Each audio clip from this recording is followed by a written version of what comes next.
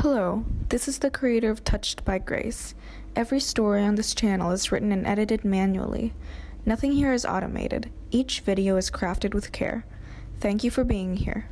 On a cold November night in a small Midwestern town, a father quietly stood in his garage, gripping the handle of a suitcase he never wanted to pack. After months of unemployment, arguments, and crushing guilt, he believed his family would be better off without him. Tonight, he finally made his decision, but just as he reached for the door, ready to disappear before morning, a strange blue glow swept across his living room wall, and within seconds, the man who thought God had forgotten him was about to encounter the mother who never abandons her children.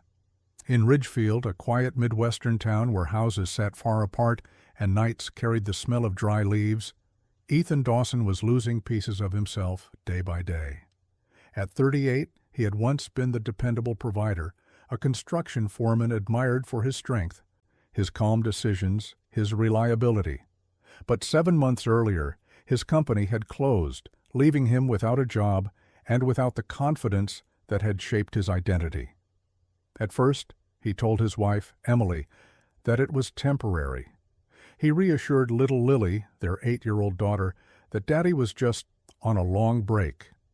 But as weeks turned into months, bills piled up and his savings disappeared, Ethan felt the walls of their modest home closing in. Every dinner felt quieter. Every night, Emily stayed up longer, checking online job boards. And every morning, Lily looked at him with those gentle, almost worried eyes that made him feel smaller than he'd ever felt in his life. Shame became his constant companion. He avoided friends, stopped attending neighborhood gatherings, and spent long hours in the garage pretending to fix things that weren't broken, just to avoid facing the disappointment he imagined in his family's faces. The arguments with Emily were the worst. Not because she was harsh, but because she was kind. Her patience made him feel even more unworthy. "We'll get through this, Ethan," she would say softly. But he didn't believe her. In his mind, he was the anchor dragging his family underwater. And so, on this cold November night, ironically the night of Lily's birthday, Ethan quietly placed his work boots into an old duffel bag. He zipped it shut, hands trembling. His heart wasn't angry, it was shattered. He whispered, almost pleading with the darkness, "They'll be better without me." He truly believed walking away was an act of love, not knowing heaven was already stepping in to stop him. Ethan eased the garage door open, careful not to make a sound. The night was still, the kind of Midwestern cold that clung to the skin and made every breath feel heavier. His car sat in the driveway like a silent witness to his decision. He placed the duffel bag in the trunk, shutting it gently, as though he didn't want the world to hear the moment he gave up. But when he turned back toward the house, something strange caught his eye, an unexpected glow flickering inside the living room. It wasn't bright, not enough to alarm a neighbor, but unmistakably there, a soft blue shimmer like moonlight reflected on water. For a moment, Ethan froze. He knew every light bulb in that house, every lamp, every angle. Nothing inside should have produced that color. His first thought was that Emily had woken up. Maybe she left the TV on. Maybe Lily couldn't sleep. Part of him hoped for any excuse to walk back inside, anything that would stop him from following through with what he believed was an act of mercy. But he pushed the thought down. He couldn't turn back now, not after convincing himself this was the only way to protect them from his failures. Still, the glow kept pulsing. Against his better judgment, he stepped toward the window and peered in. The living room was empty. No TV, no lamp, no movement. Just that same calm blue radiance hovering over the wall where Emily kept a framed print of Our Lady of Grace, a gift from her late grandmother, a relic of faith Ethan had never shared. He blinked, rubbed his eyes, even backed away, expecting the light to vanish, but it didn't. If anything, it grew softer, warmer, almost as if it were aware of him. A strange sensation washed over him, subtle yet undeniable, like someone gently placing a hand on his shoulder, not restraining him, not forcing him, simply asking him to stay. Ethan swallowed hard, shook his head, and whispered, "I'm just exhausted, that's all." But deep down, he knew exhaustion didn't make pictures glow. Someone was trying to reach him. Ethan finally tore himself away from the window and forced his feet toward the driver's seat. The air felt heavier than before, as if the night itself didn't want him to go. He started the engine, staring at the house one last time. Lily's bedroom window glowed faintly behind the curtains. For a split second, he imagined her waking up and calling out for him, but she didn't. And so he backed out of the driveway, watching the home he loved shrink in his rearview mirror. The highway out of Ridgefield was nearly empty, illuminated only by lonely streetlights and the occasional passing truck. Ethan gripped the wheel tightly, jaw clenched, telling himself he was doing the right thing. Every mile felt like a mile away from his shame, a mile away from the people he believed he was failing. Then, just as he reached a stretch of road bordered by open fields, his headlights swept across a figure on the shoulder, someone standing alone in the darkness. He slammed the brakes. A woman, not elderly, not injured, simply standing there calmly as if she had been waiting for him. She wore a long, flowing coat. No, not a coat. Something more like a mantle, soft blue and gently moving even though there was no wind. Her hands were folded in front of her, and her face was illuminated by an unexplainable glow, warm and serene, untouched by the harshness of the night. Ethan rolled down his window, confusion and alarm mixing in his chest. "Ma'am, are you all right? Do you need help?" The woman stepped closer. Her eyes were gentle, so gentle that Ethan felt something inside him begin to unravel. With a voice that sounded strangely familiar, like a memory from childhood or a lullaby he had once heard, she said, "You should not leave your family tonight." Ethan's breath caught. How do you know where I'm going?" The woman didn't answer. She simply looked at him with a gaze full of sorrow and understanding, deeper than anything human. Ethan felt a chill race through him. She wasn't warning him like a stranger. She was speaking to him, as though she had known his pain long before he arrived. And for the first time that night, he wondered whether he truly was alone.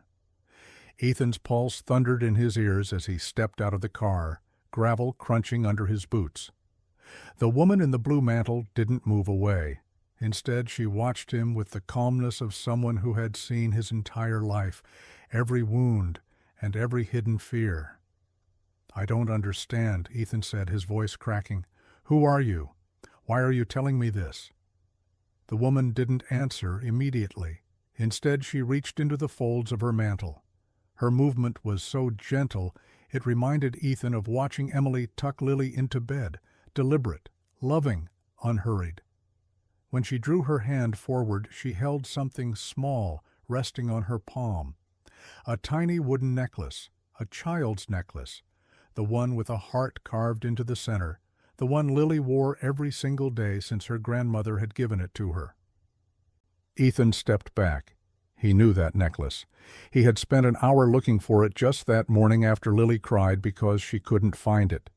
He swallowed hard. Where did you get that?" The woman lifted her chin slightly, and for the first time, her expression carried something unmistakably maternal, sorrow mixed with hope. "She asked me to watch over you tonight." Ethan felt his knees weaken. He looked around wildly, half expecting cameras, a prank, anything to make sense of this. "Asked you? Who? Lily? How would she even—" But before he could finish, the woman closed his fingers around the small wooden necklace. Warmth, real, physical warmth, seeped into his hand. Not the warmth of another person's skin, but something deeper, almost alive. He gasped and looked back up. The shoulder of the road was empty. The woman was gone. No footsteps, no shadow, no trace she had ever been there at all. Only the necklace remained in his clenched fist, radiating the faint scent of incense, sweet, holy, unmistakably, the scent that lingered in Emily's parish chapel. Ethan stumbled backward, gripping the car for support. His breath came in uneven bursts. This wasn't exhaustion. This wasn't stress. Something supernatural had just reached into his life, something he couldn't explain or run from. And suddenly, the idea of leaving his family felt more terrifying than the future he feared. Ethan drove back toward town in a daze, the wooden necklace resting on the passenger seat, glimmering faintly every time headlights passed. His hands shook on the steering wheel. The silence inside the car felt heavier than the night itself. Every instinct told him to keep driving, run from whatever had just happened. But another instinct, deeper and quieter, urged him home. By the time he pulled into the driveway, his entire body felt weak. The house was dark except for a soft light in the hallway. He stepped inside cautiously, as if afraid the air itself might break. Then he heard it. Small, uneven sobs. Lily. He rushed toward her room. Emily was kneeling beside their daughter, rubbing her back, her face etched with worry.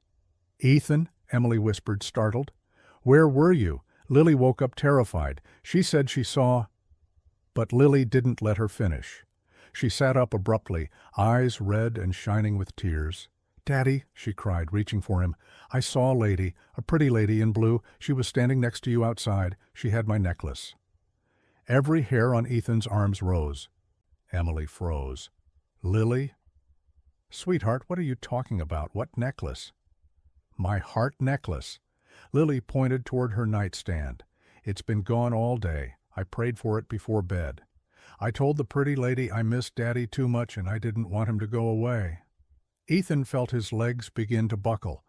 Emily looked between them, confused. "Ethan, what is she saying? What lady? What necklace?"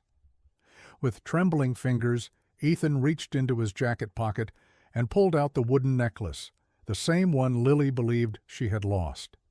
Emily gasped. Lily covered her mouth. But then came the moment Ethan would never forget.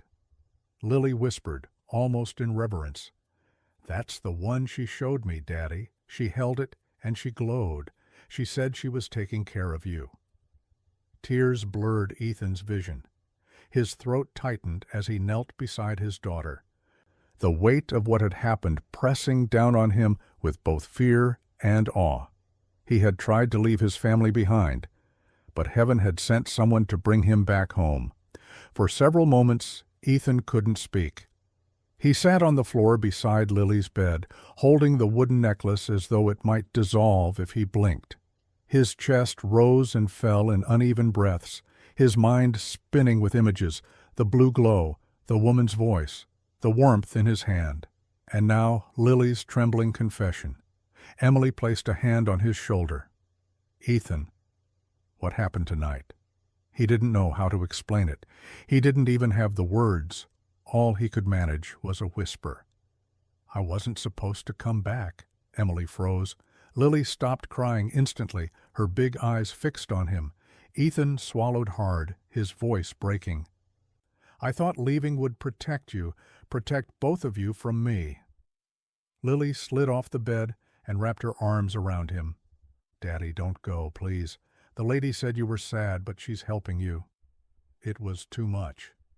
Ethan bowed his head, tears spilling freely, tears he hadn't allowed himself to shed in years. And there, in the dim hallway of their small home, he finally surrendered the burden he had been carrying, alone. He whispered words he hadn't said since he was a child. "God, help me." The moment the words left his lips, something shifted, not in the room, not in the air, but inside him. A warmth, familiar to the warmth he felt on the roadside, flooded his chest. It was gentle, it was motherly, it was unmistakably her. Over the next days, Ethan found himself waking with a clarity he hadn't felt in years. He spoke to Emily honestly for the first time in months. They cried, they apologized, they forgave. He visited the local parish, sitting quietly in the back pew, unsure how to pray, but knowing he needed to be there. 3 weeks later, completely unplanned, he received a call about a job, steady pay, good hours. A position the hiring manager admitted randomly reopened this morning. And every night, before turning off the lights, the family placed Lily's wooden necklace, now hanging beside a small image of Our Lady, on their mantle. A reminder that when Ethan walked away, heaven walked toward him. There are moments when a person feels so broken, so convinced they are a burden, that walking away seems like an act of love. But heaven sees deeper than our wounds. Ethan believed his family needed him gone, yet Our Lady stepped into the darkest moment of his life to show the truth. No one is beyond redemption, and no heart is too damaged for God to heal. Even when we give up on ourselves, she never gives up on us. The miracle began not with Ethan, but with Lily's prayer. The faith of a child, small, pure, unpolished, is powerful in ways adults often forget. While Ethan struggled in silence, Lily simply whispered her fears to heaven, and Mary listened. This reminds us that the prayers we think are too small might be the ones heaven hears most clearly. A single plea from a child can move the heart of a mother and change the destiny of a family. Family isn't built on perfection, it's built on presence. Ethan thought his failures disqualified him from being a good husband and father. But Our Lady revealed the opposite. A family needs love, not flawless achievement. Returning home, apologizing, and choosing to stand with the people who love us can be the greatest act of courage. Healing begins the moment we stop running from our wounds and allow grace to enter the places we fear most.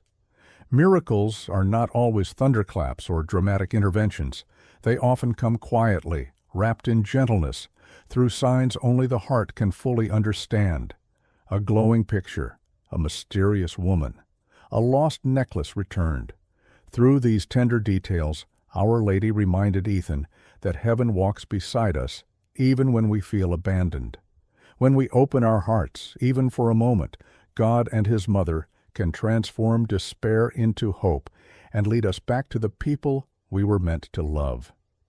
If this story touched your heart, if it reminded you that no one is ever truly alone, especially in their darkest night, then let it be a quiet invitation to keep going, to hope again, and to trust that Our Lady walks with every struggling soul. Thank you for watching Touched by Grace. Every story here is created with love, faith, and real human work. If you enjoy these stories, please subscribe and stay blessed.